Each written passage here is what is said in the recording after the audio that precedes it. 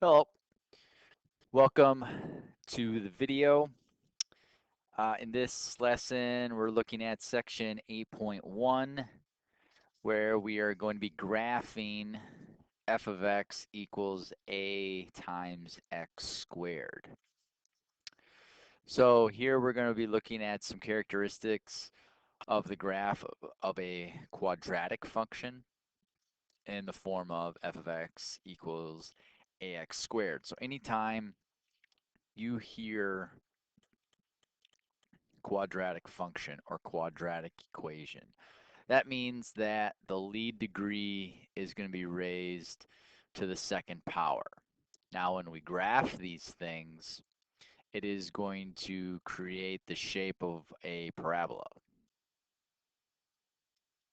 All right, and we'll get into what that looks like in the next slide and um, show you the things that we're going to be kind of concentrating on in this section. So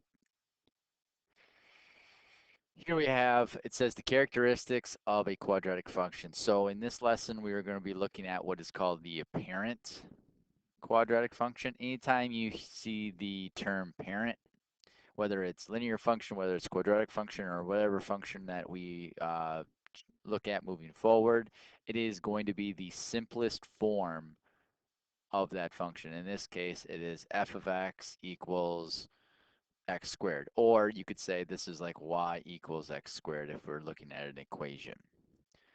So that just means the same thing.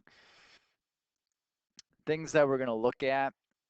Um, First off, because it's a parabola, I consider it like a U-shaped form of a graph. So it just kind of makes that U-shaped in the graph. There are some terms uh, from the parabola that we're going to be looking at not only today, but in future lessons in this chapter. The one term that we're going to be looking at is the vertex. All right, the vertex is would be right here. It is the point where the parabola either it's either going to be the highest point or lowest point depending on which kind of function that we are presented, and it's kind of a turning point for the parabola. So in the parabola that is shown here, it shows that the parabola is decreasing this way, and then at the point of the vertex is where it shifts and now it is increasing. Okay, so it's where the shifting goes on for that particular parabola. In With respect to the vertex, there was this dashed line right here, and that dashed line has a term called the axis of symmetry. So basically what it does is it splits the parabola into two symmetrical parts. So if you were to like fold it at that dashed line, it would, the two parabola uh, sketches would touch each other and form the axis of symmetry. In this particular one, and as we kind of move forward to start with, a lot of times the axis of symmetry will be um, at x equals 0, which it is here, and the vertex is at 0, comma 0. When we start adding terms to our quadratic, that's when the vertex will change and the axis of symmetry is going to change. So in this section, things that we are asked to consider when we are graphing a quadratic function. Anytime they're wanting us to identify the characteristics, they want us to be able to label the vertex, the axis of symmetry, and it says the behavior of the graph. So what I want you to do when it comes to talking about behavior is I want you to identify which way does it open up. All right, so it's either going to be like a U-shaped parabola, or it's going to be an upside down U-shaped. And how we can determine whether it's right side up U-shaped or upside down U-shaped is the value of A. So you got f of x equals ax squared. If you have a positive value of A, it's going to be a right side up U-shape. If you have a negative value of A, it's going to be an upside down. Okay? Vertex is going to be a coordinate.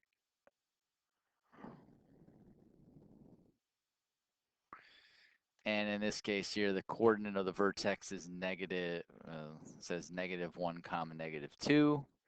Axis of symmetry, remember it's always represented as a dashed line. And in this case, it's going to be x equals some number. All right, in this case, it's actually always going to be the x value from the vertex. So that's why it's x equals -1. All right, so that's how that relationship is formed with respect to the vertex and the axis of symmetry. Other things to take a look at. I'm not going to spend a ton of time on this, looking at domain and range. Domain, if you remember, is the set of all x values.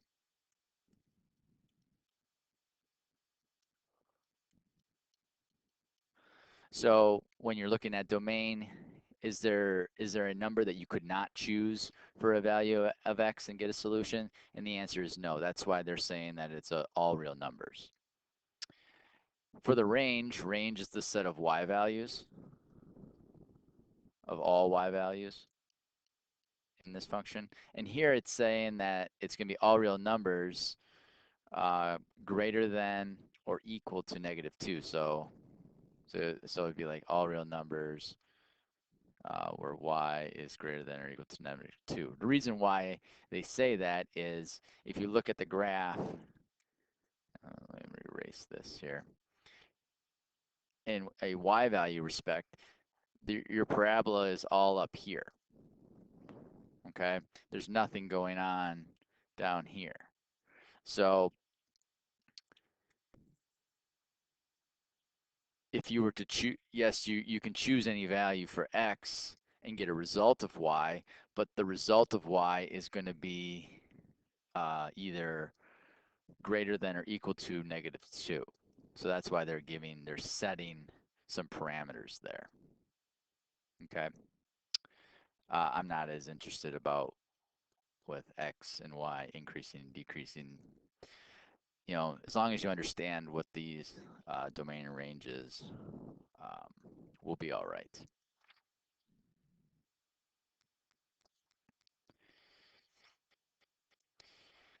There's some things on this in this section and maybe even in future sections where they're going to ask you to compare the parent function. So they're going to say like something like compare this function that you're given for an example with f of x equals a time, or actually, I'm sorry, it'll be just x squared. That's the apparent function. So what you have to do is, first off, here it says graphing f of x equals a times x when a is greater than 0. So anytime a is greater than 0, that means it's a positive number. That means you're dealing with a right side up U-shaped parabola. And when a is between 0 and 1, which means it's a fraction, that's where the numerator is smaller than the denominator, you are going to have a comparison graph where it is a vertical shrink with comparison to the apparent function f of x equals x squared. If you have a value of a that is greater than 1, then it is going to be a vertical stretch. So if you look at the graph to your right, the blue parabola is the apparent function, f of x equals x squared. So I'm just going to put f of x equals x squared. The green graph is the example of a vertical stretch. All right, it's going to appear to be narrower than your apparent function. And the red parabola is an example of a shrink where your value of a is between 0 and 1, and it's going to be appear to be wider. Same thing goes for when a is a negative number. It's just going to be upside down, but your everything else remains the same when it comes to figuring out a vertical shrink or vertical stretch. It's your shrink is still going to be the wider one, which is right here, and the green one is going to be the stretch. What I would uh, say is if you were to use these two examples up here and take the absolute value of a, take the absolute value of a, and whether a is positive or where a is negative, use that format with absolute value to formulate your answer.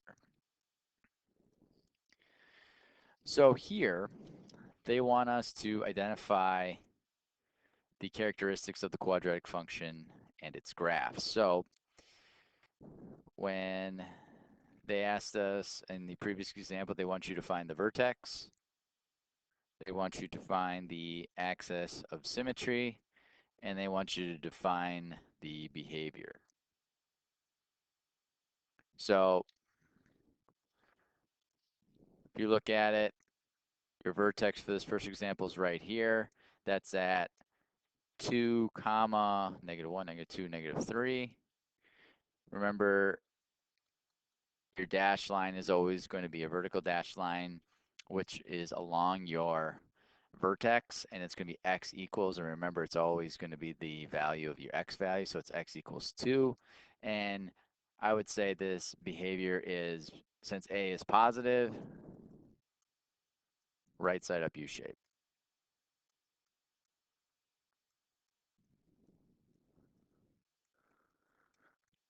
Looking at number 2, my vertex is right here, so that's at -3, and then 1, 2, 3, 4, 5, 6, 7. My axis of symmetry is at x equals -3, and my behavior is an upside down U-shape.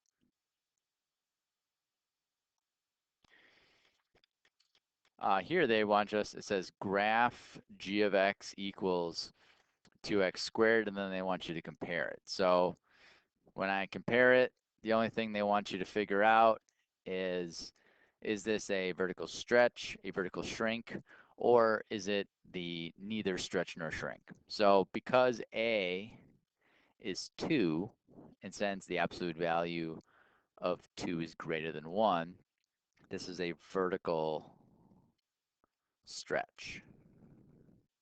And again, if you're going to graph this, all I want you to realize is, for the most part, vertex will be at 0, 0 unless there's some other terms. And then since a is positive, I just want you to realize that it's going to be a right side up U-shaped. Okay, I don't want you to get in super big detail with the graphs. We'll get more in depth with labeling and stuff like that later. But for now, that's all I want you to be able to identify. So here, I'm not gonna. We'll quickly touch on graphing the function, but let's compare these. So for number 3 is a stretch because a is greater than 1. 1/3 is in between 0 and 1. This is a shrink. 3/2 3/2 is greater than 1, so this is a stretch. So remember, because my numerator is larger than my denominator, it's greater than 1, so keep that in mind. You got -3, -3. Remember, absolute value of that is greater than 1, so that's a stretch. Negative 0.1. 0.1 in fraction terms is 1/10, so that's between 0 and 1 in absolute value, so that's a shrink. -1/4, absolute value, -1/4 is +1/4 between 0 and 1, so that is also a shrink.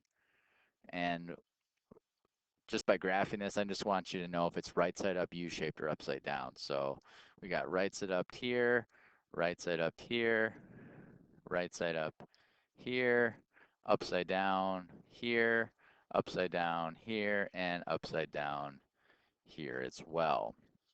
And that is graphing f of x equals ax squared. Hope this helps. Until next time.